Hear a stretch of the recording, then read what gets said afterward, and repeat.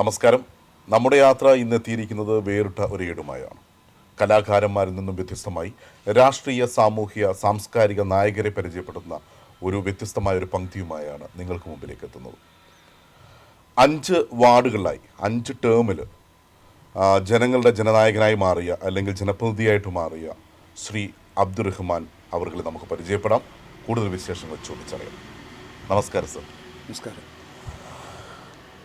നമ്മൾ ആദ്യമേ പരിചയപ്പെടാമെന്ന് പറഞ്ഞു. ഇപ്പോൾ ഞങ്ങളുടെ പങ്ക്തിയിൽ അവരവർ തന്നെ പരിചയപ്പെടുത്താറ്. ഇന്ന് മുസ്ലിം ലീഗിൻ്റെ പ്രവർത്തക സമിതി അംഗമാണല്ലോ അല്ലേ? ജില്ലാ പ്രവർത്തക സമിതിയാണ്. ജില്ലാ പ്രവർത്തക സമിതി ഒന്ന് പരിചയപ്പെടാവോ?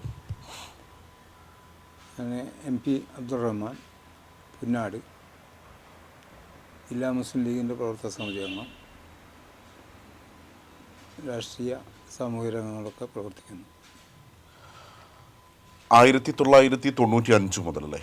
95 മുതൽ ഒരു 5 തവണ, അതായത് പഞ്ചായത്തായിരിക്കുന്ന സമയത്തും മുനിസിപ്പാലിറ്റി ആയ കാലഘട്ടത്തിലും 4 തവണ പഞ്ചായത്ത്, 1 തവണ മുനിസിപ്പാലിറ്റി. അത് ഏതൊക്കെ വാർഡുകളിലായിരുന്നു പ്രതിനിധീകരിച്ചായിരുന്നു? ആദ്യം പുന്നാട് 9-ാം വാർഡ്, പിന്നെ ഉളിയിൽ, നരയമ്പാറ, പിന്നെ വീണ്ടും ഉളിയിൽ, പിന്നെ നരയമ്പാറ. അതായത് 5 വാർഡുകളിൽ നിൽക്കുക എന്ന് തന്നെ പറയുമ്പോൾ ഒരു വ്യത്യസ്തമാണ്. ആ വാർഡുകളിൽ നിന്നെല്ലാം വിജയിച്ചത്. അപ്പോൾ ആ ഒരു ചരിത്രം തീർക്കാൻ തന്നെ, അതായത് 25 വർഷക്കാലം അല്ലേ? 25 വർഷം ജനപ്രതിനിധിയായിട്ട് തുടർച്ചയായിട്ട്. അതാണ് ഞങ്ങൾ തേടിയെത്താനും പ്രധാന കാരണം. 25 വർഷക്കാലം തുടർച്ചയായി മുസ്ലിം ലീഗിനെ പ്രതിനിധീകരിച്ച് ഇരിട്ടി മുനിസിപ്പാലിറ്റിയും പിന്നീട് ഇരിട്ടി നഗരസഭയായി മാറിയ ഇവിടെയുള്ള ജനപ്രതിനിധിയാണ് ഇന്ന് നമ്മളോടൊപ്പം ഉള്ളത്. മുസ്ലിം ലീഗിൻ്റെ ഏതൊക്കെ ഇതിൽ ഭാരവാഹിത്വം വഹിച്ചിട്ടുണ്ട്? മുസ്ലിം ലീഗിൻ്റെ പഞ്ചായത്ത് സെക്രട്ടറി, പിന്നെ തുടർന്ന് അങ്ങോട്ട് മേലോട്ട് കമ്മിറ്റികളിലൊക്കെ അംഗമായിട്ട് പ്രവർത്തിച്ചിട്ടുണ്ട്. ഇപ്പോൾ ജില്ലാ പ്രവർത്തക സമിതി അംഗം. തുടർച്ചയായിട്ട് 25 വർഷക്കാലം ജനപ്രതിനിധി. അതിനപ്പുറം വൈസ് പ്രസിഡൻ്റായിട്ട് കുറച്ച് കാലം ഉണ്ടായിരുന്നു. 2 തവണ, അതായത് 10 വർഷക്കാലം വൈസ് പ്രസിഡൻ്റായിരുന്നു. കീഴൂർ ചാവശ്ശേരി ഗ്രാമപഞ്ചായത്തിൻ്റെ വൈസ് പ്രസിഡൻ്റായിട്ട്. ഒരു രാഷ്ട്രീയ പ്രതിസന്ധി ഉണ്ടായ ഒരു കാലഘട്ടമില്ലേ? അതിനെക്കുറിച്ചൊന്ന് സൂചിപ്പിക്കാമോ? രാഷ്ട്രീയ പ്രതിസന്ധി ഉണ്ടായത് തെരഞ്ഞെടുപ്പിന് ശേഷം 2015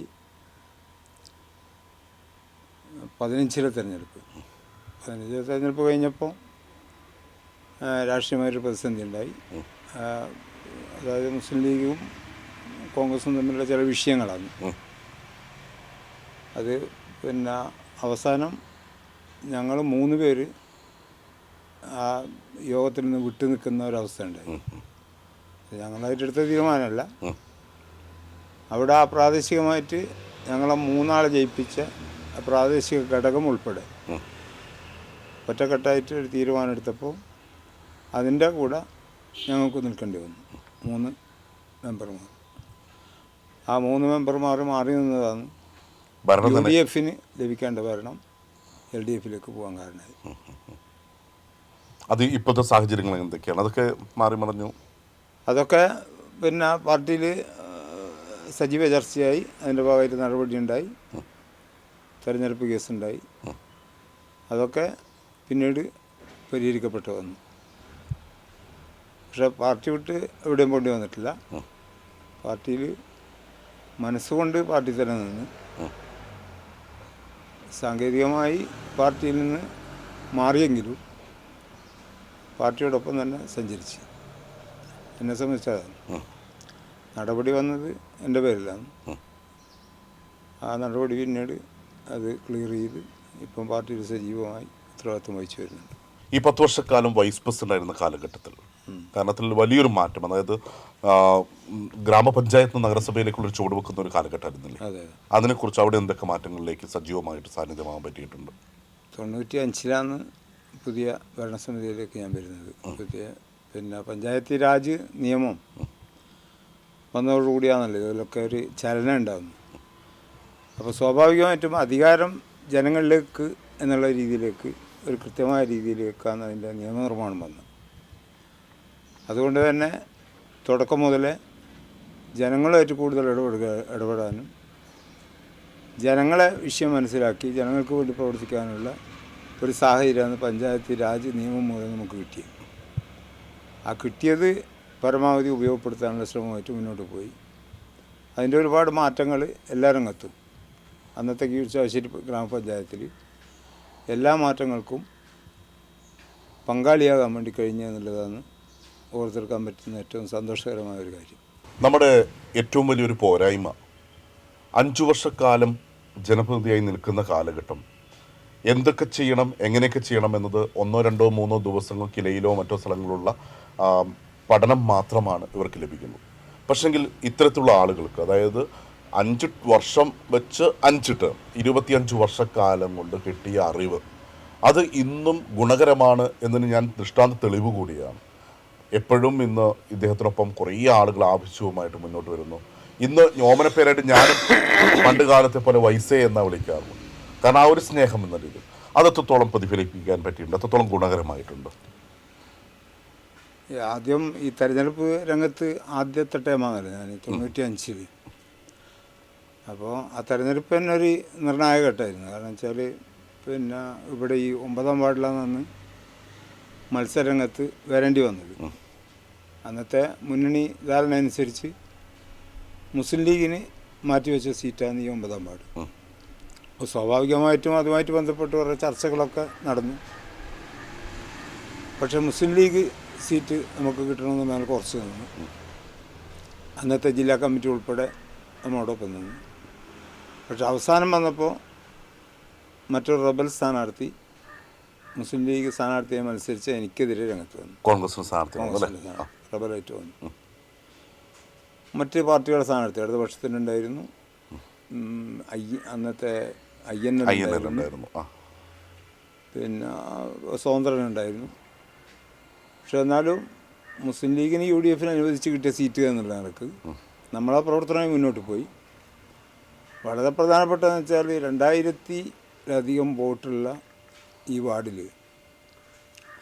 മുസ്ലിം ലീഗിന് സ്വന്തമായിട്ട് പറയാനൊരു 250-ൽ താഴെ വോട്ടുള്ളൂ. ഒരു സാഹചര്യത്തിലാണ് ഞാൻ സ്ഥാനാർത്ഥിയായിട്ട് വരുന്നതും പ്രവർത്തനമായിട്ട് മുന്നോട്ട് പോകുന്നു. സ്വാഭാവികമായും റബൽ ശല്യവും മറ്റൊക്കെ ഉണ്ടായി. പക്ഷേ UDFൻ്റെ അണികൾ UDFിനോടൊപ്പം ഉറച്ചു നിന്നു. ചില നീക്കുപോക്കുകളുണ്ടായെങ്കിലും നമ്മൾ പ്രതീക്ഷിക്കാത്ത രീതിയിൽ അന്ന് എനിക്ക് തോന്നുന്നു 200 ചില്ലാണ് വോട്ടിൻ്റെ ഭൂരിപക്ഷത്തിനാണ് വൻ വിജയം അവിടെ തിരഞ്ഞെടുക്കപ്പെടുന്നത്. അപ്പോൾ അതൊരു നല്ലൊരു നല്ലൊരു അനുഭവമായിരുന്നു. അവിടെ മുതലാണ് തുടക്കം. 95-ൽ അവർ നിർണായക ഘട്ടത്തിൽ തിരഞ്ഞെടുപ്പ് കഴിഞ്ഞു. അപ്പോൾ 7 UDFും 6 LDF വന്നു. ഒരാൾ ജയിക്കുന്ന 2 വോട്ടിനാണ്, ഇരട്ടി സ്ഥാനാർത്ഥി. അപ്പോൾ അന്ന് ഈ കൂറുമാറ്റം പ്രശ്നങ്ങളൊന്നുമില്ല. പക്ഷെ എന്നാലും ഒരു തെറ്റിദ്ധാരണ വരുന്ന രീതിയിലുള്ള ചർച്ചകളൊക്കെ ഉണ്ടായെങ്കിലും 4 സീറ്റുള്ള മുസ്ലിം ലീഗ് 3 സീറ്റ്, അതായത് റബൽ സ്ഥാനാർത്ഥി ജയിച്ചത് ഉൾപ്പെടെ 3 സീറ്റ് ഉണ്ടായിരുന്ന കോൺഗ്രസ്സിന് പ്രസിഡന്റ് സ്ഥാനം കൊടുത്തുകൊണ്ട് UDF സംവിധാനം ശക്തമായി മുന്നോട്ട് പോകണമെന്ന ആഗ്രഹത്തോടു കൂടിയാണ് അന്ന് മുന്നോട്ട് പോയത്. അതിൽ ഞാൻ വൈസ് പ്രസിഡൻ്റായി വന്നു. മുസ്ലിം ലീഗിനാണ് വൈസ് പ്രസിഡന്റ് സ്ഥാനം വന്നത്. വൈസ് പ്രസിഡൻ്റായി ഞാൻ മുസ്ലിം ലീഗായിട്ട് തുടർന്നു. അതാണ് അന്നുണ്ടായിരുന്ന ഒരു സാഹചര്യം 95 കാലഘട്ടത്തിൽ. അന്ന് മുതലാണല്ലോ പഞ്ചായത്ത് രാജും കാര്യങ്ങളുടെ സംവിധാനം. പഞ്ചായത്ത് രാജ് സംവിധാനം വന്നത് ഉടനെ 95-96 കാലഘട്ടത്തിലാണ് പഞ്ചായത്ത് രാജ് സംവിധാനം അതിൻ്റെ ഒരു ശക്തമായ രീതിയിലേക്ക് തുടക്കം കുറിക്കുന്നു. സ്വാഭാവികമായും ജനങ്ങളുമായിട്ട് കൂടുതൽ അടുത്ത് ഇടപഴകാനുള്ള ഒരു സാഹചര്യം അതൊരു വലിയൊരു അനുഭവമാണ്. അന്നൊക്കെ ഗ്രാമസഭകളും വാർഡ് സഭകളും ഗ്രാമസഭകളൊക്കെ വിളിക്കുമ്പോൾ എല്ലാവരും വലിയ ഒരു പ്രതീക്ഷയോട് കൂടിയാണ്. കാരണം വെച്ചാൽ എല്ലാ വികസന പ്രവർത്തനങ്ങളും ചൂണ്ടിക്കാണിക്കുക, അതിന് അധികാരം ഗ്രാമസഭ അംഗങ്ങൾക്ക് ഉണ്ടാകുക, അവരെ അധികാരം ഉപയോഗപ്പെടുത്തുക, അത് നടപ്പിലാക്കുന്ന ആളുകളായി ജനപ്രതിനിധികൾ മാറുന്ന ഒരു സാഹചര്യം ഉണ്ടായി.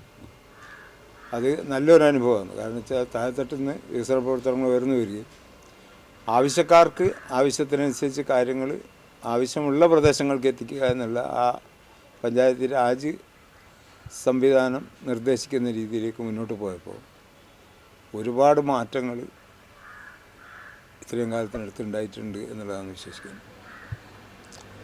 അത് ശരിക്കും പറഞ്ഞാൽ ഈ വെറും വികസന രംഗത്ത് മാത്രമല്ല, ഏറ്റവും കൂടുതൽ ഈ മനസ്സിനെ കൂടുതൽ സന്തോഷിപ്പിച്ച കാര്യം ഒരുപാട് ആളുകൾക്ക്, കാരണം എന്ന് വെച്ചാൽ അന്നത്തെ കാലത്ത് വീടില്ലാത്ത ബുദ്ധിമുട്ട് അനുഭവിക്കുന്ന ഒരുപാട് കുടുംബങ്ങളുണ്ടായിരുന്നു. വലിയ പ്രയാസമാണ് ഒരു വീട് എടുക്കുക എന്ന് പറയുന്നത്. ആ ഒരു കാലഘട്ടത്തിൽ ഈ പഞ്ചായത്ത് ഈ രാജ് നിയമവും അതോടൊപ്പം വന്ന നിയമനിർമ്മാണങ്ങളൊക്കെ ഉപയോഗപ്പെടുത്തി ഒരുപാട് ആളുകൾക്ക് ആ മേഖലയിൽ വീട് വെക്കാനുള്ള സഹായവും അതുപോലുള്ള കാര്യങ്ങൾ ചെയ്തതാണ് ഏറ്റവും ഓർമ്മയിൽ സൂക്ഷിക്കുന്ന ഒരു പ്രധാനപ്പെട്ട കാര്യം. ഇന്നിപ്പം ആ ഒരു ഞാൻ ചോദിച്ചു വന്ന ആ ഒരു കാര്യം കൂടി വെച്ചാൽ, നമ്മൾ 5 വർഷം കൊണ്ട് പഠിച്ചു വരുന്ന പാഠങ്ങൾ അടുത്ത ഒരു ടേമിൽ വേറൊരാൾ വരുമ്പം ഇത് പിന്നെ ഒന്നാമത് പഠിക്കുകയാണ്. പക്ഷെ ഇത് എത്രത്തോളം, അതായത് 5 ടേമായിട്ട് എന്നുള്ളത് കൊണ്ട് കുറേ ഗുണം കിട്ടിയിട്ടുണ്ടല്ലോ ഇല്ലേ? ഇപ്പോഴും അതിൻ്റെ ഒരു ആളുകൾ നിങ്ങളിലേക്ക് എത്തുന്നില്ല, ചോദ്യങ്ങളായിട്ടും സംശയങ്ങളായിട്ടും? തീർച്ചയായിട്ടും ഉണ്ട്. അപ്പോൾ ഇപ്പം ഫ്രീ അല്ല. അതെ, ഇപ്പോൾ മത്സരിച്ചിട്ടില്ല, മെമ്പറായിട്ടില്ല, പക്ഷേ ആ രംഗത്ത് ഇപ്പോഴും പ്രവർത്തിക്കുന്നുണ്ട്. അല്ല, അതിൻ്റെ അനുഭവം കൂടിയാണ്. അതുകൊണ്ട് ഞാൻ പറഞ്ഞത് എന്ന് വെച്ചാൽ ഒത്തിരി പേര് നിങ്ങളിലേക്ക് സംശയങ്ങളായിട്ട് വരുന്നു, അല്ലെങ്കിൽ നിങ്ങൾക്ക് ഇപ്പോഴും ഒരു ജനപ്രതിനിധിയുടെ ആ തുല്യമായിട്ടുള്ള റോള് നിങ്ങൾക്ക് ചെയ്യേണ്ടതായിട്ട് വരുന്നു അല്ലേ? അത് ഏറ്റവും സന്തോഷത്തോടെ നിങ്ങൾ ചെയ്യുന്നു എന്നുള്ളതാണ് അതിൻ്റെ കാര്യം എന്ന് വെച്ചാൽ, ഒരു ജനപ്രതിനിധിയാകുക എന്ന് പറയുമ്പോൾ അതിൻ്റെ ഔദ്യോഗിക സ്വഭാവം വെച്ച് തെരഞ്ഞെടുപ്പിലൂടെ ജയിച്ചു വരുമ്പോഴാണ് യഥാർത്ഥത്തിൽ ഒരു ജനപ്രതിനിധിയായി പ്രവർത്തിക്കാൻ കഴിയും. പക്ഷെ ഒരു രാഷ്ട്രീയ പ്രവർത്തനം സംബന്ധിച്ചിടത്തോളം അതിലപ്പുറം അതെ അതിരുകളില്ലാതെ നിങ്ങൾക്ക് പ്രവർത്തിക്കാനുള്ള സാഹചര്യമുണ്ട്, അതിൻ്റെ മനസ്സുണ്ടാകുന്നുണ്ട്. അതെ അതെ. അപ്പോൾ ജനപ്രതിനിധികളെ കൂടി ബോധ്യപ്പെടുത്തിക്കൊണ്ട് ക്ഷേമ പ്രവർത്തനങ്ങളായാലും വികസന പ്രവർത്തനങ്ങളായാലും മുന്നോട്ട് പോകാനുള്ള ഒരു സാഹചര്യം തീർച്ചയായും രാഷ്ട്രീയ പ്രവർത്തകരായ ആളുകൾക്കുണ്ട്. അതാണ് അനുഭവത്തിൽ നിന്നുള്ളൊരു കാര്യം. ഏതൊരു പ്രവർത്തനവും അതിൻ്റെ തുടക്കത്തിൽ നല്ല ഊർജ്ജസ്വലതയോടെയാണ് മുന്നോട്ട് പോകാറ്. പക്ഷേ വർഷങ്ങൾ കഴിയും തോറും അത് എന്താ പറയേണ്ടത്, ഒച്ചിൻ്റെ വേഗതയിലേക്ക് സഞ്ചരിക്കുന്ന അവസ്ഥ ഏത് പ്രസ്ഥാനത്തിലും കാണാറ്. ഈ പറഞ്ഞ തുടക്കത്തിലെ പഞ്ചായത്ത് രാജ് അത് ജനങ്ങൾക്ക് ഒത്തിരി ഗുണം കിട്ടി എന്ന് പറയുമ്പോൾ തന്നെ ഇന്നത്തെ അവസ്ഥയുമായിട്ട് താരതമ്യം ചെയ്യുമ്പോൾ താങ്കൾക്ക് തോന്നിയ കാര്യങ്ങൾ കൂടി ഒന്ന് പറയാമോ? തുടക്കത്തിൽ നിയമം വന്ന് ആവശ്യമായ ഫണ്ടിൻ്റെ ലഭ്യത കുറവ് ആദ്യഘട്ടങ്ങളിലുണ്ടായി. പക്ഷേ ഫണ്ടിൻ്റെ ലഭ്യത കുറവ് ഉണ്ടെങ്കിലും ജനങ്ങളിതിനെ നല്ല സ്വീകാര്യതയോടുകൂടിയാണ് കണ്ടത്. അന്നത്തെ ഗ്രാമസഭ, അതുമായി ബന്ധപ്പെട്ട കാര്യങ്ങൾ, അതിലൊക്കെ നല്ല ജനപങ്കാളിത്തവും നല്ല രീതിയിലുള്ള പ്രവർത്തനം ഉണ്ടായി. ഒരു ജനപ്രതിനിധിക്ക് പ്രവർത്തിച്ച് മുന്നോട്ട് പോകണമെങ്കിൽ ഈ ഗ്രാമസഭാംഗങ്ങളുടെ പിന്തുണയും വിശ്വാസവും കൂടെ വേണം. അത് ആർജിച്ചെടുക്കുക എന്നുള്ളതാണ് ജനപ്രതിനിധിയുടെ കടമ. തീർച്ചയായും അത് ആർജിച്ചെടുത്ത് മുന്നോട്ട് പോയപ്പോൾ നല്ല റിസൾട്ട് ആ കാര്യത്തിൽ ഉണ്ടായി എന്നുള്ളതാണ്. കാരണം ജനപ്രതിനിധി എങ്ങനെ പ്രവർത്തിക്കണമെന്നുള്ളതും പഞ്ചായത്ത് രാജ് നിയമത്തിൽ കൃത്യമായി പറഞ്ഞിട്ടുണ്ട്. അത് ഉൾക്കൊണ്ടുകൊണ്ട് പോയാൽ ഒരു പ്രയാസവും ഒരു ജനപ്രതിനിധിക്കും ഉണ്ടാകേണ്ടതില്ല. കാര്യങ്ങൾ പഠിച്ച് മുന്നോട്ട് പോകണം. പിന്നെ കീഴ്ഘടകങ്ങളിലെ ഗ്രാമസഭ പോലുള്ള സംവിധാനം വളരെ ശക്തമായ രീതിയിൽ, എനിക്ക് 96 മുതലാണ് ശക്തമായ രീതിയിൽ ആ രീതിയിലേക്ക് വാർഡ് സഭകളൊക്കെ ശക്തമായി വന്നു. അന്ന് അയൽക്കൂട്ടങ്ങൾ ഉൾപ്പെടെ ഉണ്ടായിരുന്നു. അപ്പോൾ ആ സംവിധാനം ഇങ്ങനെ വന്നെങ്കിലും പിന്നീട് ജനങ്ങളുടെ ഒരു പ്രാതിനിധ്യക്കുറവ് അല്ലെങ്കിൽ ചടങ്ങായി മാറുന്ന രീതിയിലേക്ക് വാർഡ് സഭകളും ഗ്രാമസഭകളും പോകുന്ന ഒരു കാഴ്ച കണ്ടു. അതെന്തുകൊണ്ടാണെന്ന് അറിയില്ല. പഞ്ചായത്ത് രാജ് നിയമം വന്നപ്പോൾ ജനങ്ങൾക്ക് ആകെ ഒരു പ്രതീക്ഷ ഉണ്ടായി. കാരണം വെച്ചാൽ നമ്മൾ ഭരണകർത്താക്കളായിരിക്കുന്നു, നമ്മൾ തീരുമാനിക്കുന്ന കാര്യങ്ങൾ നടപ്പിലാകും, നമ്മളാണ് നിർദ്ദേശിക്കേണ്ടതും തീരുമാനിക്കേണ്ടതും ആളുകൾ എന്നുള്ളൊരു ബോധം അന്നത്തെ ആ ഗ്രാമസഭ പങ്കാളിത്തം മൂലം നമുക്ക് മനസ്സിലാക്കിയെടുക്കാൻ കഴിഞ്ഞു. പിന്നീട് എന്തോ ആ കാര്യത്തിൽ കുറവ് വന്നിട്ടുണ്ട്. ഇപ്പം പലപ്പോഴും ഗ്രാമസഭയുടെ പങ്കാളിത്ത കുറവൊക്കെ അങ്ങ് കാണുന്നുണ്ട്. അത് യഥാർത്ഥത്തിൽ അത് അങ്ങനെ ആയിക്കൂടാ. ഇത് കൂടുതൽ ശക്തിപ്പെടുത്തി മുന്നോട്ട് കൊണ്ടുപോയെങ്കിൽ ഗ്രാമീണ ജനതയുടെ ആവശ്യങ്ങൾ പൂർത്തീകരിക്കാനും അവരുടെ പ്രശ്നങ്ങൾക്ക് പരിഹാരം കാണാനും യഥാർത്ഥ വികസന പ്രവർത്തനങ്ങൾ കണ്ടെത്തി നടപ്പിലാക്കാനുള്ള സാഹചര്യം ഉണ്ടാകും. പഞ്ചായത്ത് രാജ് നിയമത്തിൽ പറഞ്ഞത് അതുകൊണ്ട് തന്നെയാണ്. കാരണം എല്ലാം ജനങ്ങൾ തീരുമാനിക്കട്ടെ എന്നുള്ള രീതിയിൽ. അപ്പോൾ അതിന് മുൻതൂക്കം കൊടുത്ത് തന്നെ മുന്നോട്ട് പോകണം. 95 2000 കാലഘട്ടത്തിൽ തുടങ്ങി, അതായത് 2000-ത്തിന് ശേഷമാണെന്ന് തോന്നുന്നു അയൽക്കൂട്ട സംവിധാനം വന്നു. അയൽക്കൂട്ട സംവിധാനം എന്ന് പറഞ്ഞാൽ ഓരോ 10-25 കുടുംബങ്ങൾ അടങ്ങുന്ന ഒരു അയൽക്കൂട്ട സംവിധാനം. അയൽക്കൂട്ടത്തിൽ ചർച്ച നടക്കും, വികസന പ്രവർത്തനങ്ങളും മറ്റു കാര്യങ്ങളൊക്കെ ചർച്ച നടത്തും. അതിങ്ങനെ മേലോട്ട് പോയി പഞ്ചായത്തിലെത്തുമ്പോൾ അതൊരു പൂർണ്ണതയിലേക്ക് എത്തുകയാണ്. അപ്പം വികസനം രൂപപ്പെട്ട് വരുന്നത് താഴെ തട്ടുന്ന പഞ്ചായത്ത് രാജിൻ്റെ അന്തസ്സത്തക്ക് ഉതകുന്ന രീതിയിൽ വികസന പ്രവർത്തനങ്ങൾ ഉയർന്നു വരുന്നതും നടപ്പിലാക്കാൻ നേതൃത്വം കൊടുക്കുന്നതും ഏറ്റവും താഴെത്തട്ടിലുള്ള ഗ്രാമീണ ജനതയാണ്. അങ്ങനെ വരുമ്പോൾ ഇതിൻ്റെ ഒരു ശരിയായ അർത്ഥത്തിൽ മുന്നോട്ട് പോകും. പണ്ട് കാലത്ത് അങ്ങനെയല്ല. വികസന പ്രവർത്തനം നടക്കുമ്പോൾ ഫണ്ട് വെക്കുന്ന ആളുകളും അതിൻ്റെ കരാറെടുക്കുന്ന ആളുകളും മാത്രം, അല്ലെങ്കിൽ ഉദ്യോഗസ്ഥരും മാത്രം കൈകാര്യം ചെയ്യുന്നതിൽ നിന്ന് മാറി വലിയ വിപുലമായ രീതിയിൽ ജനങ്ങൾ ഇടപെട്ടുകൊണ്ട് പോകുന്ന സാഹചര്യമുണ്ട്. പക്ഷെ ആ ഒരു ഇടപെടലൊക്കെ ഇപ്പോൾ കുറവ് വന്നിട്ടുണ്ടോ എന്നുള്ളതാണ് പരിശോധിക്കണം. കാരണം അത് മനസ്സിലാക്കുന്ന കാര്യങ്ങൾ അങ്ങനെയാണ്. ചടങ്ങിനായി പോകുന്നുണ്ടോ എന്നുള്ള സംശയം. അന്ന് എല്ലാ വികസന പ്രവർത്തനങ്ങളുടെ ജനപങ്കാളിത്തം നല്ല രീതിയിലുണ്ടായിരുന്നു. ജനങ്ങൾ തന്നെ ഏറ്റെടുത്തുകൊണ്ട് വികസന പ്രവർത്തനങ്ങൾ നടത്തിയ കാലഘട്ടമുണ്ട്. അതെ.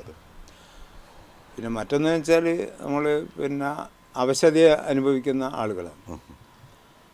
അത് വികലാംഗരായ ആളുകൾ, വിധവകളായ ആളുകൾ, അതുപോലെ തന്നെ വാർദ്ധക്യ സഹജമായ ആളുകൾ, അങ്ങനെയുള്ള കുറേ ആളുകളെ ഒരു അത്താണിയായി പ്രവർത്തിക്കേണ്ട ഒരു സംവിധാനമാണ് നമ്മുടെ മുനിസിപ്പാലിറ്റി ആയാലും പഞ്ചായത്തായാലും. കാരണം അങ്ങനെ ഒരു കേന്ദ്രമായി അത് മാറി, നിയമം മൂലം അത് മാറി. പിന്നെ പൊതുജനങ്ങളുടെ അഭിപ്രായത്തിലും ആ രീതിയിലേക്ക് വന്നു.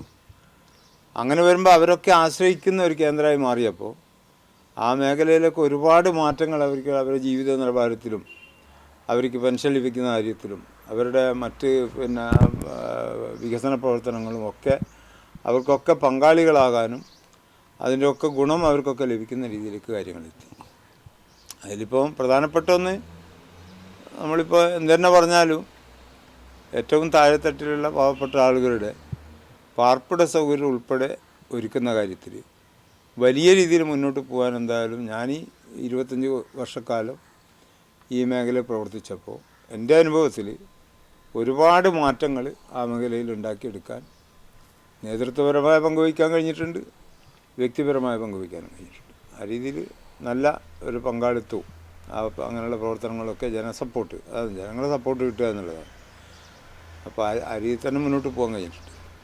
മറ്റൊന്ന് വികസന പ്രവർത്തനങ്ങളെന്ന് പറയുമ്പോൾ പണ്ട് കാലത്ത് വികസന പ്രവർത്തനങ്ങളെന്ന് വെച്ചാൽ പഞ്ചായത്ത് തീരുമാനിക്കും, അതിൻ്റെ കരാറുകാർ അത് ഏറ്റെടുത്ത് നടപ്പിലാക്കും. ആ രീതിയിലാണ് പോയത്. പഞ്ചായത്ത് രാജ് നിയമം വന്നതോടുകൂടി അതിനൊക്കെ വലിയ മാറ്റങ്ങളുണ്ടായി. കാരണം ഏതൊരു വികസന പ്രവർത്തനങ്ങളിലും ഏതൊരു പൗരനും പങ്കാളിയാകുക, ശ്രദ്ധിക്കാൻ കഴിയുക, മോണിറ്ററിങ് ചെയ്യുക, ആ രീതിയിലേക്ക് കാര്യം വന്നപ്പോൾ ഒരുപാട് മാറ്റങ്ങൾ നമ്മൾ 95 മുതൽ, എൻ്റെ അനുഭവത്തിൽ 95 മുതൽ ഞാൻ 2020 വരെയുള്ള കാലഘട്ടം, 25 വർഷം, ആ 25 വർഷത്തെ പ്രവർത്തനത്തിൽ എനിക്ക് കാണാൻ കഴിഞ്ഞത് ജനകീയ ഇടപെടൽ നല്ല രീതിയിലുണ്ടായി. ജനങ്ങൾ അറിഞ്ഞുകൊണ്ട് എല്ലാ കാര്യവും ചെയ്യുക എന്നുള്ളത് നിയമത്തിൽ പറഞ്ഞ കാര്യങ്ങളിലേക്ക് പോയി. പക്ഷേ അപ്പോഴും അവിടെയൊക്കെ ശ്രദ്ധക്കുറവും പോരായ്മയൊക്കെ ഉണ്ടായിട്ടുമുണ്ട്. അതാണ് എൻ്റെ വിഷയം. ഹരിത പതാകയ്ക്ക് കീഴിൽ 5 സ്ഥലങ്ങളിലായിരുന്നു, അല്ലെ, 5 വാർഡുകളിലായിരുന്നു. അതൊരു പ്രത്യേകത തന്നെയാണ്. ഒരു വാർഡ് തന്നെയല്ലേ, ഇത് 5 വാർഡുകളിൽ നിന്നാണ് വിജയിച്ചത്. തോൽക്കുമെന്ന് വിചാരിച്ചിടത്ത് പോലും അപ്രതീക്ഷിതമായിട്ട് വിജയം നേടിയത് 125 വോട്ടിൻ്റെ ഭൂരിപക്ഷത്തിൽ, അല്ലേ. അപ്പോൾ 9-ാം വാർഡിൽ പിന്നെ ഏതൊക്കെ വാർഡുകളിലായിരുന്നു? 9-ാം വാർഡിലായിരുന്നു 125 വോട്ടിൻ്റെ ഭൂരിപക്ഷത്തിൽ. 9-ാം വാർഡ്, പിന്നെ 11-ാം വാർഡ്, പിന്നെ 13-ാം വാർഡ്, വീണ്ടും 13-ാം വാർഡ്, പിന്നെ 20-ാം വാർഡ്. അപ്പോൾ അതിൽ ഏത് ടേമിലാണ് കൗൺസിലറായിട്ട് ഏത് വാർഡിലായിരുന്നു? കൗൺസിലർ 20-ാം വാർഡിൽ നഗരസഭാ കൗൺസിലറായിട്ട്, അല്ലേ. അപ്പോൾ നമ്മളിപ്പോൾ എല്ലാത്തിനും പ്രചോദനം നമ്മുടെ അണികളാണ്, എല്ലാമല്ല. അതിനേക്കാളേറെ നമ്മുടെ കുടുംബത്തിൻ്റെ സപ്പോർട്ടാണ്. 24 മണിക്കൂറും ജനങ്ങൾക്ക് വേണ്ടി ജീവിക്കുന്നവർ. അപ്പോൾ ആ കുടുംബത്തെ ഒന്ന് പരിചയപ്പെടുത്തുമോ? കുടുംബം ഞാനും ഭാര്യയും മാത്രമേ ഉള്ളൂ.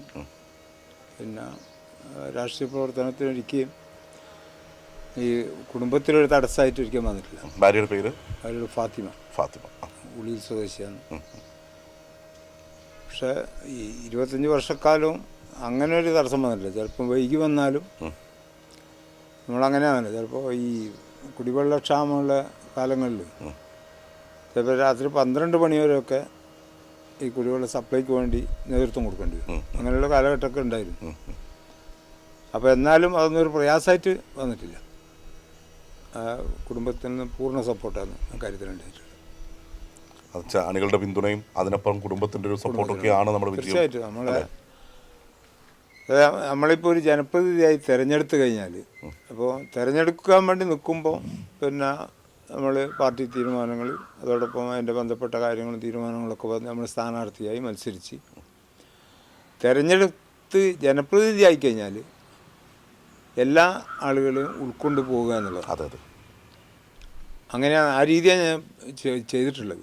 അത് എനിക്ക് തോന്നുന്നു, ഞാനിപ്പോൾ കുറച്ച് വിശ്വസിക്കുന്നതെന്ന് വെച്ചാൽ അതായിരുന്നു ശരിയെന്നുള്ളതാണ്. അവിടെ ഒരു മാറ്റി നിർത്തലോ വകഭേദമോ ഒന്നും അക്കാര്യത്തിലില്ല. ഒരു കൗൺസിലർ അല്ലെങ്കിൽ ഒരു പഞ്ചായത്ത് മെമ്പർ എന്നുള്ള നിലക്ക് നമുക്ക് കിട്ടിയ അധികാരം ജനങ്ങൾക്ക് വേണ്ടി ഉപയോഗപ്പെടുത്താനാണ്. അത് 100% ജനങ്ങൾക്ക് വേണ്ടി ഉപയോഗപ്പെടുത്തുക എന്നുള്ള സമീപനമായിട്ടാണ് മുന്നോട്ട് പോയത്. അതുകൊണ്ടാണ് ഓരോ തെരഞ്ഞെടുപ്പിലും ഒരുപാട് പ്രതിസന്ധി പ്രയാസങ്ങളൊക്കെ തിരഞ്ഞെടുപ്പ് രംഗത്തുണ്ടായിട്ടുണ്ട്.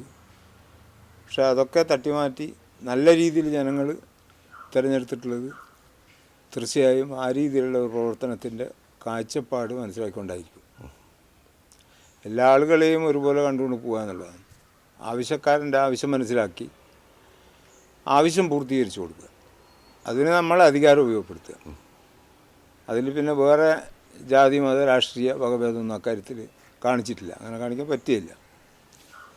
അപ്പോൾ അതുകൊണ്ടായിരിക്കും ഇപ്പോഴും പിന്നെ ഒരുപാട് സുഹൃത്തുക്കൾ ഇപ്പം പിന്നെ ജനപ്രതിനിധി എന്നുള്ള നിലക്ക് ജനങ്ങളെ ഇപ്പോൾ അന്വേഷണം ഓരോ കാര്യത്തിനും അങ്ങനെ വന്നു പോയിട്ടുള്ള ഉദ്യോഗസ്ഥന്മാർ 5 വർഷം കൊണ്ട് ഒരുപാട് ഉദ്യോഗസ്ഥന്മാരായിട്ട് പരിചയപ്പെടേണ്ടി വന്നിട്ടുണ്ട്. പല ആളുകളും ജനകീയമായിട്ട് ജനനന്മ ലക്ഷ്യം വെച്ചുകൊണ്ട് പോകണമെന്ന് ആഗ്രഹിക്കുന്ന ആളുകളുണ്ട്. പക്ഷെ ചില ആളുകൾ അവരെ ആ ജീവിച്ചു വന്നാൽ അവർ തുടർന്നു വന്ന രീതിയിൽ നിന്ന് മാറ്റം ഉണ്ടാകുമ്പോൾ ആ മാറ്റങ്ങൾ ഉൾക്കൊള്ളാൻ പ്രയാസം കാണിച്ച ആളുകളുണ്ട്. പക്ഷെ എന്നെ സംബന്ധിച്ചിടത്തോളം അങ്ങനെയുള്ള ആളുകളെയും കൂടി പറഞ്ഞ് മനസ്സിലാക്കി ജനങ്ങൾക്ക് ഗുണകരമായ രീതിയിൽ കൊണ്ടുപോകുക എന്നുള്ളത് എനിക്ക് വിജയിക്കാൻ കഴിഞ്ഞിട്ടുണ്ട്.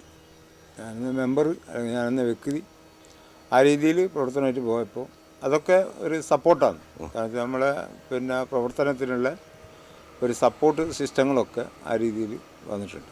ഒരു രാഷ്ട്രീയ നേതാവ് അല്ലെങ്കിൽ ഒരു സാമൂഹ്യ പ്രവർത്തകൻ ഈ രീതിയിൽ നിൽക്കുമ്പോഴും ഇപ്പോൾ നമ്മൾ നേരത്തെ പറഞ്ഞു പഞ്ചായത്ത് രാജ് സംവിധാനം ശക്തമായാൽ വികസനം സജീവമാണ് എന്ന് അനുഭവത്തിൻ്റെ വെളിച്ചത്ത് പറഞ്ഞിട്ടുണ്ട്.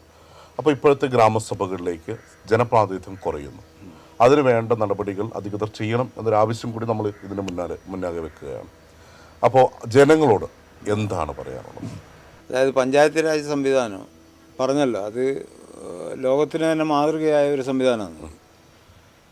അത് തുടക്കത്തിൽ അതിൻ്റെ എല്ലാ അർത്ഥത്തിലും അത് ഉൾക്കൊണ്ട് പോകുന്ന രീതിയിലേക്ക് കാര്യങ്ങൾ വന്നു. നല്ല ജനപങ്കാളിത്തം ഉണ്ടായി, നല്ല രീതിയിലുള്ള ഇടപെടലുണ്ടായി. അതിനനുസരിച്ച് ഗ്രാമീണ മേഖലയിലൊക്കെ ഒരുപാട് മാറ്റങ്ങളുണ്ടായി. ആ മാറ്റങ്ങളെന്ന് പറയുന്നത് പിന്നെ വെറും കേവലം ഒരു വികസന പ്രവർത്തനം മാത്രമല്ല. വികസന പ്രവർത്തനങ്ങളുണ്ടായി, അതോടൊപ്പം പാവപ്പെട്ട ആളുകളുടെ കാര്യത്തിലുണ്ടായി, വീടില്ലാത്ത ആളുകളെ വീട് പ്രശ്നം പരിഹരിക്കുന്ന രീതിയിലേക്ക് വന്ന് പെൻഷനൊക്കെ വ്യാപകമായി. പണ്ട് കാലത്തൊന്നും പെൻഷനൊന്നും ഇങ്ങനെ ഉണ്ടായിരുന്നില്ല. അർഹതപ്പെട്ട ആളുകൾക്കൊന്നും പെൻഷൻ ലഭിക്കാത്തൊരു സാഹചര്യം മുമ്പുണ്ടായിരുന്നു. അതൊക്കെ കൃത്യമായി പരിശോധിച്ച് ഗ്രാമസഭ വഴി ഇടപെടൽ നടത്തി അയൽക്കൂട്ടങ്ങളുണ്ടായി. അപ്പോൾ അങ്ങനെ പറയുമ്പോൾ ജനങ്ങളിത് നല്ലതുപോലെ ആളുകൾ ഉൾക്കൊണ്ട് മനസ്സിലാക്കിയെന്നുള്ളതാണ്. അപ്പം ജനങ്ങൾ ആവശ്യമായിട്ട് വന്നപ്പോൾ ഇപ്പം തന്നെ 95-ന് ശേഷം ഇന്നിപ്പോൾ എടുത്ത് പരിശോധിച്ചാൽ വലിയ, അതായത് ശരിക്കും പറഞ്ഞാൽ ഒരു 500 മടങ്ങ് വർധനമൊക്കെ പെൻഷൻ്റെ കാര്യത്തിൽ വന്നിട്ടുണ്ടാവും. അപ്പോൾ സമൂഹത്തിൽ അങ്ങനെയുള്ള ആളുകളെയൊക്കെ ലക്ഷ്യം വെച്ച് കൊണ്ടുവന്ന പഞ്ചായത്ത് രാജ് നിയമം എന്തായാലും അത് തുടർന്ന് അതിൻ്റെ അന്തസ്സത്ത നിലനിർത്തിക്കൊണ്ട് തന്നെ പോകണം. അങ്ങനെ പോകണമെങ്കിൽ ഏറ്റവും അടിത്തട്ടിലുള്ള ഗ്രാമീണ മേഖലയിലുള്ള ഗ്രാമീണ ജനത ഉൾപ്പെടെ നല്ല ഒരു മനസ്സും ശ്രദ്ധയും ആ കാര്യത്തിൽ കൊണ്ടുവരണം. അല്ലാതെ ഇതൊരു ചടങ്ങായി ഇപ്പം വാർഡ് സഭ ഗ്രാമസഭയൊക്കെ വിളിക്കുമ്പോൾ ആളുകളെ പങ്കാളിത്ത കുറവ്, അത് പിന്നെ അങ്ങനെ കഴിഞ്ഞു പോകുന്ന ഒരു പിന്നെ രീതിയിലേക്ക് പോയാൽ ഇതിൻ്റെ അന്തസ്സത്ത നഷ്ടപ്പെടും. അതെ, ഇത് അത്രയും ബുദ്ധിമുട്ടിയിട്ട് ആണല്ലോ ഈ പരിപാടി ഇങ്ങനെ കൊണ്ടുവന്നിട്ടുള്ളത്. എത്രയോ ത്യാഗങ്ങൾ സഹിച്ചിട്ടാണ്. അപ്പോൾ ഇപ്പോൾ ഒരു നല്ലൊരു സംവിധാനം ഇത് മാറിയപ്പോൾ അതിനെ നിലനിർത്തേണ്ടത് തീർച്ചയായും ജനങ്ങളുടെ പങ്കാളിത്തം തന്നെയാണ്. ആ പങ്കാളിത്തത്തിൽ ഒരു കാരണവശാലും ഒരു കുറവ് വന്നുകൂടാ. അത് ഗ്രാമസഭയുടെ കാര്യത്തിലായാലും വാർഡ് സഭയുടെ കാര്യത്തിലായാലും അല്ലെങ്കിൽ അതുപോലുള്ള കമ്മിറ്റികളുടെ കാര്യത്തിലായാലും ജനങ്ങൾ ഇടപെട്ട് ജനങ്ങൾ സംസാരിച്ച് ജനങ്ങൾ ചോദ്യം ചോദിക്കുന്ന രീതിയിലൊക്കെ കാര്യങ്ങൾ എന്തായാലും മുന്നോട്ട് പോകണം. അതൊരു സാഹചര്യം എല്ലാം പഞ്ചായത്ത് രാജിലുണ്ട്. ജനങ്ങളിൽ നിക്ഷിപ്തമെന്നല്ലോ. അപ്പോൾ ജനങ്ങൾ തീരുമാനിച്ചാലെല്ലാം നടക്കും. അതാണ് ശരി. കീഴൂർ ചാവശ്ശേരി ഗ്രാമപഞ്ചായത്ത് ഓഫീസിന് മുന്നിലായാലും ഇരിട്ടി നഗരസഭയുടെ ഓഫീസിന് മുന്നിലെത്തിയാലും ചിരപരിചിതമായ ഒരു മുഖമുണ്ടെങ്കിൽ ഇദ്ദേഹത്തിൻ്റെതാണ്. അത് അനുഭവത്തിന് എനിക്ക് വേദ്യമായതുമാണ്. അതുകൊണ്ട് തന്നെ ചോദിക്കട്ടെ, ഇത്രയേറെ കാലം കെട്ടായിട്ടും സമൂഹത്തിനോട് നിങ്ങൾ കാണിക്കുന്ന ആ ഒരു നന്മ, അത് എത്രത്തോളം ആ ഹെൽപ്പൊക്കെ എത്രത്തോളം ഗുണകരമായിട്ട് നിങ്ങൾക്ക് ലഭിച്ചിട്ടുണ്ട്? പറഞ്ഞല്ലോ, 95 ഞാൻ സ്ഥാനാർത്ഥിയായി വന്നത് മുതൽ ആ തെരഞ്ഞെടുപ്പ് തന്നെ എനിക്കൊരു നിർണായക ഘട്ടമാണ്. അത് ആ ഘട്ടത്തിൽ ഞാൻ ജയിച്ചു വന്നത് തീർച്ചയായും നിഷ്പക്ഷമതികളായ ഒരുപാട് ആളുകളുടെ സഹകരണം കൂടിയാണ്. അപ്പോൾ ജനങ്ങൾ അങ്ങനെ നോക്കിക്കണ്ട് എന്ന് വന്നപ്പോൾ ഒരു നിർണായക ഘട്ടം എന്ന് പറഞ്ഞാൽ വളരെ വാശിയേറിയ തെരഞ്ഞെടുപ്പ്. ആ തെരഞ്ഞെടുപ്പിൽ ഞാൻ തോൽക്കുമെന്ന് കണ്ട സ്ഥലത്തു നിന്നാണ് ഞാൻ 125 വോട്ടിനാണ് ജയിക്കുന്നത്. ഞാൻ പറഞ്ഞല്ലോ, മുസ്ലിം ലീഗിന് വളരെ കുറഞ്ഞ വോട്ടേ ആ കാലഘട്ടത്തിലുള്ളൂ. പൊതു വോട്ടാണ് മതി, മറ്റു പാർട്ടിക്കാരാണ് മതി. പക്ഷെ എങ്കിലും എന്നെ തിരഞ്ഞെടുത്തപ്പോൾ ഞാൻ മനസ്സിലൊരു കാര്യം കുറിച്ചിട്ട്, പിന്നെ എൻ്റെ പ്രവർത്തനം എനിക്ക് തന്ന ജനകീയ അംഗീകാരത്തിന് വിധേയമായിട്ടായിരിക്കണം. അങ്ങനെയാണല്ലോ. അതെ അതെ അതെ. അപ്പോൾ ആ രീതിയിൽ പോകാനാണ് എൻ്റെ തീരുമാനം വന്നു. എന്നെ എൻ്റെ നേതാക്കൾ ഉപദേശിച്ചു അങ്ങനെ തന്നെ. അത് ഞാൻ തുടർന്ന് പോയി എന്നുള്ളതാണ്. അങ്ങനെ തുടർന്ന് പോയപ്പോൾ ഒരുപാട് കേൾക്കേണ്ടതൊക്കെ വന്നിട്ടുണ്ടാവും. പക്ഷെ അതൊന്നും ഒരു മാർഗ്ഗ തടസ്സമായിട്ടാണ് എനിക്ക് തോന്നിയിട്ടില്ല ഒന്നും. അപ്പോൾ ജനങ്ങൾക്ക് വേണ്ടി പ്രവർത്തിക്കുക എന്നുള്ള ആ രീതിയിലേക്ക് മുന്നോട്ട് പോയപ്പോൾ 95 മുതൽ 2020 ഞാൻ ഈ മെമ്പർ സ്ഥാനം പിരിയുന്നത് വരെ എനിക്ക് തോന്നുന്നു വെച്ചാൽ പഞ്ചായത്തിൽ അല്ലെങ്കിൽ ഇന്നത്തെ മുനിസിപ്പാലിറ്റിയിൽ പോവാത്ത ദിവസങ്ങൾ വളരെ വിരളമായിരിക്കും. ഏതെങ്കിലും അത്യാവശ്യ കാര്യത്തിനോ സുഖമില്ലാതെ ആശുപത്രിയിലോ അങ്ങനെയൊക്കെ മാറി നിൽക്കേണ്ടി വന്നത് ഒഴിച്ചാൽ, അല്ലെങ്കിൽ പ്രത്യേക സാഹചര്യത്തിൽ ഒഴിച്ചാൽ ഞാൻ മുനിസിപ്പാലിറ്റിയുടെ പടി ചവിട്ടാത്ത ദിവസങ്ങളുണ്ടാവില്ല. ആദ്യഘട്ടത്തിൽ തന്നെ ഞാനത് അങ്ങനെ ശീലിച്ചുകൊണ്ട് എനിക്ക് വലിയൊരു പാടും അനുഭവമായി.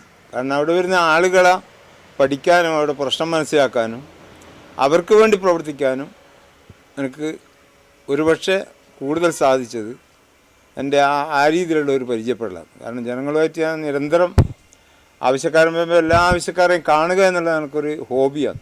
അത് മെമ്പറായാലും വൈസ് പ്രസിഡൻ്റ് ആയാലും എങ്ങനെയായാലും. അപ്പോൾ അങ്ങനെ ജനങ്ങളെ പ്രശ്നം മനസ്സിലാക്കാനും അവരെ ജനകീയമായി ഇടപെട്ടുകൊണ്ട് സഹായിക്കുന്ന രീതിയിലേക്ക് ഓഫീസ് സംവിധാനത്തിൽ മുന്നോട്ട് പോകാൻ എനിക്ക് സാധിച്ചിട്ടുണ്ട്. അതുകൊണ്ടായിരിക്കാം ഇന്നും ഇപ്പോൾ പല ആളുകളും എന്തെങ്കിലും സംശയങ്ങൾ ചോദിക്കാനും കാര്യങ്ങൾക്ക് പിന്നെ എന്താ ചെയ്യാന്നുള്ള അഭിപ്രായം ചോദിക്കാനോ എന്നെ സമീപിക്കുന്നത് അതുകൊണ്ടായിരിക്കാം. അപ്പോൾ ആ ആദ്യത്തെ 5 വർഷം എന്ന് പറഞ്ഞാൽ ഒരു നിർണായകമായ ഒരു പ്രവർത്തന സമയമാണ്. അതിനുശേഷം വീണ്ടും അവസരം ഉണ്ടായി. ഞാൻ വ്യത്യസ്ത വാർഡുകളിലാണ് മാറി മാറി മത്സരിച്ച് വന്ന് പിന്നെ തോൽക്കുമെന്ന് പ്രതീക്ഷിച്ച് നിന്ന സ്ഥലത്തൊക്കെ എത്ര പ്രതിസന്ധി ഉണ്ടായിട്ടും പല തെരഞ്ഞെടുപ്പ് എനിക്ക് ഭയങ്കര പ്രതിസന്ധിയാണ്. ഏത് പ്രതിസന്ധിയോ അതിജീവിച്ച് വന്നത് എനിക്ക് തോന്നുന്നു വെച്ചാൽ നമുക്ക് ജനങ്ങൾക്ക് അങ്ങോട്ട് കൊടുത്തൊരു മെസ്സേജ് ഉണ്ട്. നിങ്ങൾക്ക് ആർക്കും വന്ന് ബന്ധപ്പെടാം. അത് എൻ്റെ വാർഡ് എന്നുള്ള നിലക്കല്ല, ഏത് പ്രദേശത്തുള്ള ആളുകൾ വന്നാലും ഞാൻ ചെയ്യേണ്ട സഹായമാണ് ഞാൻ ചെയ്തിരിക്കും. അതൊരു വലിയ മുതൽക്കൂട്ടായി എന്നുള്ളതാണ്. കാരണം അവരുടെയൊക്കെ മനസ്സിൽ ഇടം തേടാൻ വേണ്ടി സാഹചര്യം. അപ്പോൾ അത് പിൽക്കാലത്ത് 5 തവണ മത്സരിച്ച് ജയിച്ചു വന്നപ്പോഴും അതൊക്കെ അത് പ്രതിധ്വനിച്ചത് ആ ഒരു ബന്ധവും പിന്നെ ഒരു സാഹചര്യം എന്നാണ് ഞാൻ മനസ്സിലാക്കുന്നത്. നമ്മൾ തിരഞ്ഞെടുപ്പ് നോക്കുമ്പോൾ തോൽവിയും ജയവും ഉണ്ടാവുമല്ലോ. പക്ഷെ എനിക്ക് തോൽവി എന്താണെന്ന് ഞാൻ അറിയേണ്ടി വന്നിട്ടില്ല. ഏത് പ്രതിസന്ധിയിലും ആ സപ്പോർട്ട് കൃത്യമായി കിട്ടി എന്നുള്ളതാണ് ഞാൻ വിശ്വസിക്കുന്നത്. അതുകൊണ്ടാണ് ഇപ്പോൾ 25 വർഷങ്ങൾക്ക് ശേഷവും മുനിസിപ്പാലിറ്റിയുടെ പടി കടന്ന് പോകാനും ജനങ്ങളുടെ പ്രശ്നം പറയാനും ചർച്ച ചെയ്യാനും എനിക്ക് സാധിക്കുന്നത് അതൊരു ധൈര്യമാണ്. അപ്പോൾ ജനങ്ങളെന്തായാലും ഇങ്ങോട്ട് സഹകരിച്ചിട്ടുണ്ട്. അതോടൊപ്പം നമുക്ക് ആകുന്ന രീതിയിൽ അങ്ങോട്ട് സഹകരിക്കാൻ പറ്റിയിട്ടുണ്ട്. അതെൻ്റെ അനുഭവത്തിൽ പറയാനുണ്ട്. അറിവ്, കഴിവ് അത് കണ്ടെത്താനുള്ള ആ മുന്നണിയുടെ അവരുടെ ആ പ്രയത്നത്തിന് കൂടി ഞങ്ങൾ നന്ദി അർപ്പിക്കുകയാണ്. കണ്ടെത്തി, അവർ വിജയിപ്പിച്ചു. മാത്രമല്ല ഇന്നും സഹായഹസ്തവുമായി പഞ്ചായത്തിലെ നഗരസഭയുടെ കവാടത്തിൽ ഇദ്ദേഹമുണ്ട്. അതുതന്നെയാണ് ആദ്യമായി രാഷ്ട്രീയ പ്രവർത്തകരെ പരിചയപ്പെടുത്തുന്ന ഘട്ടത്തിൽ ഇദ്ദേഹത്തിനടുത്തേക്ക് എത്താൻ എന്നെയും പ്രേരിപ്പിച്ചത്. നമ്മുടെ യാത്ര മറ്റൊരു അതിഥിയുമായി വരുന്നതുവരെ തൽക്കാലം ഇവിടെ നിന്നും വിട പറയുകയാണ്. നന്ദി.